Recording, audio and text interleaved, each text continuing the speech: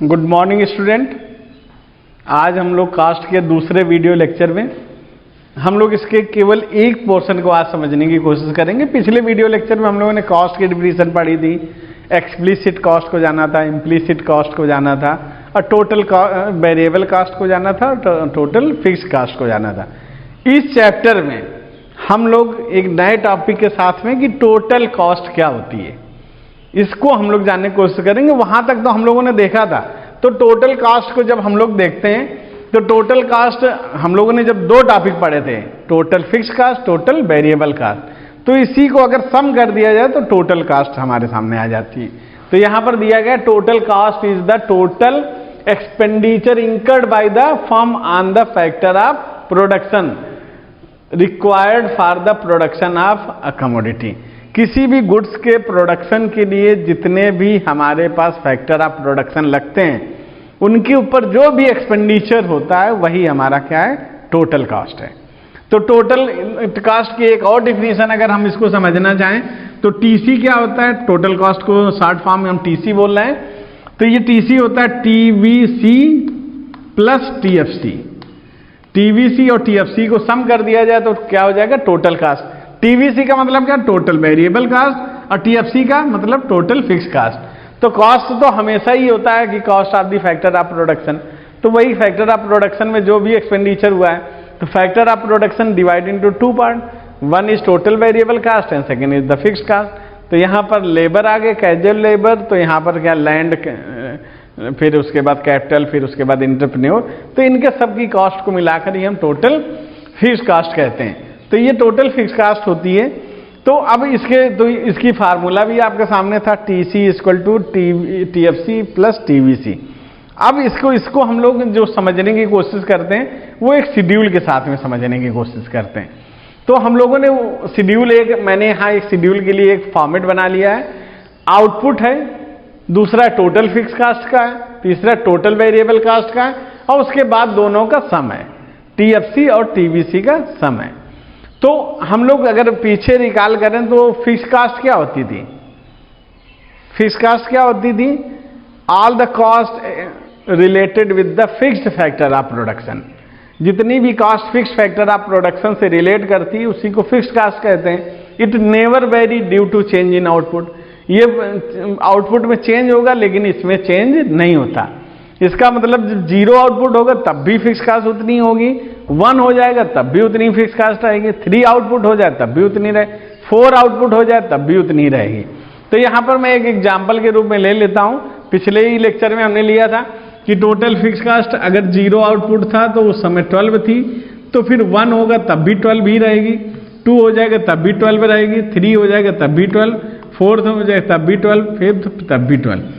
मतलब मैंने एक एग्जाम्पल के रूप में आपको उस समय बताया भी था कि एक मैं शॉप खोलने जा रहा हूं, तो इसके लिए मैंने एक दुकान खोलने के लिए, शॉप खोलने के लिए क्या किया है, एक 4000 रुपए पर मंथ के हिसाब से रेंट पे एक हमने शॉप ली हुई है और 1 लाख रुपए मैंने एचडीएफसी बैंक से 1% पर मंथ के इंटरेस्ट के हिसाब से लोन लिया हुआ है। तो अब हमें क्या हो जा रहा, 4 + 1 यानी 1000, क्योंकि 1% 1 लाख का तो 1000 होगा। 5000 हम शॉप से कुछ बेचें या ना बेचें, हम वहां पर सामान कितना रखें या ना रखें, हमारा वो तो 5000 पर मंथ जाना ही जाना। हम ज़्यादा बेचने लगे, हम ज़्यादा सामान रखने लगे तब भी हमारा उतना जाएगा। तो फिक्स कास्ट क्या होता है, जब 0 आउटपुट होता है तब भी उतनी होती है, 1 2 3 4 आउटपुट हो जाए तब भी उतनी ही रहती है। तो ये never vary due to vary in output. Output में वेरी हो तो इसमें कोई चेंजेस नहीं आते। जो टोटल वेरिएबल कास्ट है, तो टोटल वेरिएबल कास्ट को हम लोग देखते हैं कि जब आउटपुट 0 होता है तो टोटल वेरिएबल कास्ट 0 होती है, क्योंकि जब प्रोडक्शन स्टार्ट ही नहीं हुआ तो हम कैजुअल लेबर क्यों रखेंगे, तो हमारे पास वो लेबर रहेंगे नहीं। फिर हम देखेंगे जैसे ही पहले प्रोडक्शन हुआ तो 6 हो गया, फिर 10 हो गया, तो ये इस तरह से बढ़ना शुरू हो जाएगी, 15 हो गया, 24 हो गया, इस तरह से इसको 35 हो गया, 15 हो गया, 24 हो गया, 35 हो गया। इस तरह से ये लगातार बढ़ता जाएगा।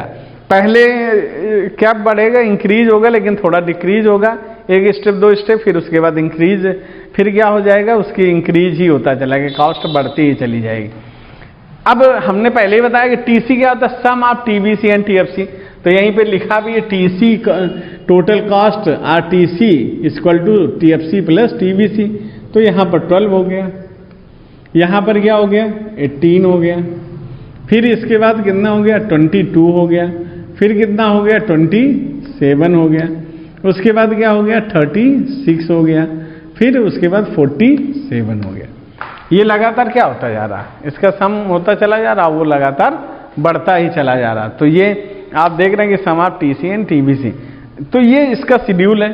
शेड्यूल के बाद हम इसके डायग्राम को देखें तो एक डायग्राम इसमें बनाया गया है। डायग्राम में एक सबसे पहले क्या बना हुआ है टीएफसी। टीएफसी जब आप देख रहे हो ये इस तरह से इंक्रीज, आउटपुट इंक्रीज हो रहा है, क्योंकि एक्स एक्सिस में क्या दिखाया गया है आउटपुट, और जो वाई एक्सिस है वहाँ टीसी है, टीवीसी है, टीएफसी है, सबको दिखाया गया है। तो आउटपुट इंक्रीज हो या डिक्रीज हो, लेकिन टीएफसी में कोई चेंजेस नहीं आ रहे हैं, वो वैसे ही रह रहा। तो वो आपको शेड्यूल से ही दिखाई दे रहा। इट्स मीन आउटपुट ऑलवेज, वो क्या कहते हैं TFC always parallel to X axis, X axis के ही पैरेलल रहती है। दूसरी जो चीज है उसको हम लोग देखते हैं, TVC always started from origin. TVC कहाँ से स्टार्ट हो रही, origin, because when output is zero TVC is also zero. जब आउटपुट जीरो होता है उस समय टीवीसी भी जीरो ही होती है। तो it always start from the origin. Firstly it increases in diminishing rate, क्योंकि प्रोडक्शन पहले फेज में लाभ वेरिएबल प्रोपोर्शन क्या कहता था, फर्स्ट फेज में प्रोडक्शन ज़्यादा बढ़ रहा था, सेकेंड में घटना शुरू हो जाता था। तो जब फर्स्ट फेज में प्रोडक्शन जितना बढ़ेगा उतनी ही कॉस्ट ऑफ प्रोडक्शन घटेगी। तो ये लाभ वेरिएबल प्रोपोर्शन को फॉलो कर रहा है, इसलिए फर्स्ट फेज में जो कॉस्ट होगी वो इंक्रीज होगी, लेकिन डिक्रीजिंग रेट में, यानी डिमिनाइजिंग रेट में। सेकेंड फेज में क्या करेगी, ये क्या हो जाएगी, फिर इंक्रीज होना स्टार्ट हो जाएगी। तो इस तरह से ये कैसा शेप बना रही, इनवर्स एस शेप का फॉर्मेशन करती है। टीवीसी कैसा शेप बनाती है, इनवर्स एस शेप। तो ये इनवर्स एस शेप का फॉर्मेशन करेगी और इसको टीवीसी कहते हैं।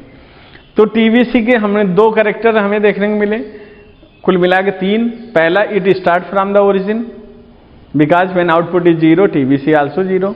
फिर दूसरा क्या है, firstly it increases in diminishing rate, after it increases in increasing rate because it follow the law variable proportion, जो हम लोगों ने प्रोडक्शन चैप्टर में पढ़ा था। तीसरा, इसका शेप कैसा, इनवर्स ये शेप होता है। टीसी जो होता है, it started the point of TFC because when output zero TC always equal to TFC. TC किसके बराबर होता है, टीएफसी के बराबर होता है। तो ये हमेशा कहां से स्टार्ट होगा, टीएफसी पॉइंट से। Firstly it increases in diminishing rate, after it increases in increasing rate. बिल्कुल लाभ किसकी तरह रहेगा, ये टीवीसी की तरह। तो firstly it increases in diminishing rate, after it increases increasing rate. Gap between TC and TVC always equal to TFC. इन दोनों के बीच का जो गैप है वो किसके बराबर होता है, टीएफसी, क्योंकि टीवीसी तो टीवीसी है, टीसी क्या है, टीवीसी प्लस टीएफसी। इन दोनों को जब मिला देते हैं तो टीसी हो जाता है। तो इनके बीच में हमेशा गैप किसके बराबर रहेगा, टीसी और टीवीसी के, उसके क्या कहते हैं, टीवीसी और टीसी के बीच का गैप टीएफसी के बराबर होगा। तो ये इस तरह से इसका है, ये रिलेशनशिप है। रिलेशनशिप को हमने पहले डिफाइन कर दिया। अगर इसके रिलेशनशिप को देखोगे तो टीवीसी जो कर्व होता है हॉरिजेंटल होता है to X axis. X axis के हमेशा क्या रहता है, हॉरिजेंटल रहता है, जिसको मैंने पहले बताया। तो इसको हम लोग सम अप करते हुए इसको देखते चलते हैं। दूसरा होता है TC and TVC curve inversely ये शेप्ड होते हैं। क्यों होते हैं, because it follow the law variable proportion को ये लोग फॉलो करते हैं, क्योंकि firstly it increase in increasing rate, after it increase, firstly it increase in diminishing rate, after it increase in increasing rate. फिर at zero level of output TC is equal to TFC. जब zero output होता है तो TC और TFC क्या होता है, same होते हैं। आप देख ही रहोगे, जीरो है तो जो टीएफसी है वही क्या है, टीसी है, तो वो सेम रहेगा। Because there is no TVC, उस समय टीवीसी होता नहीं, तो टीवीसी जीरो होगा तो टीसी और टीएफसी हमेशा क्या हो जाएगा, बराबर हो जाएगा। Vertical distance between TC and TVC always equal to TFC. TC और टीवीसी के बीच का जो गैप है वो हमेशा टीएफसी के बराबर ही होता है। तो TC and TVC curve are parallel to each other. TC और टीएफसी की जो कर्व होता है वो एक दूसरे के पैरेलल होती हैं। तो यहाँ तक ये टॉपिक था, इस तरह से इसको हम लोग देखे थे। अब ये सब के सब जितने भी टॉपिक हैं, इन टॉपिक के हम लोग क्या देखेंगे, एवरेज। एवरेज किसके किसके, जो कि हम लोग अगले लेक्चर में पढ़ेंगे, उसको थोड़ा सा जान लेते हैं। टीसी का एवरेज क्या पढ़ेंगे, एसी। टी की जगह क्या हो जाएगा, ए। टी वी सी का क्या पढ़ेंगे, टी की जगह फिर ए वी सी। फिर क्या है, टी एफ सी का क्या पढ़ेंगे, ए एफ सी। तो ये हम लोग तीन चीजें अभी हम लोगों को आगे इसको पढ़ेंगे, और उसके अलावा मार्जिनल कास्ट पढ़ेंगे। तो आपको एवरेज का जो कॉन्सेप्ट है सबको पता होगा। अगर मुझे टीसी पता है तो टीसी को आउटपुट से डिवाइड करोगे तो एसी हो जाएगा। टीवीसी पता है, आउटपुट से डिवाइड करोगे एबीसी हो जाएगा। और एएफसी को, टीएफसी को आउटपुट से डिवाइड करोगे तो क्या हो जाएगा, एएफसी हो जाएगा। तो ये जो हमें इसको, इसीलिए इसको कहा जाता है, इसकी जो डिफिनीशन होती है, per unit cost is known as total cost, per unit variable cost is known as average variable cost. Per unit variable cost के बाद क्या आता है हमारे पास, TFC. Per unit fix cost is known as AFC. तो per unit अगर fix cost को निकालेंगे तो एएफसी निकालेंगे। तो इस टॉपिक को हम लोग अगले लेक्चर में इसको पढ़ने की कोशिश करेंगे और जानने की कोशिश करेंगे कि किस तरह से इनका बिहेवियर है, आपस में इनका क्या रिलेशनशिप है। तो नेक्स्ट टॉपिक में हम लोग क्या क्या पढ़ेंगे, AC, ABC, FC and marginal cost.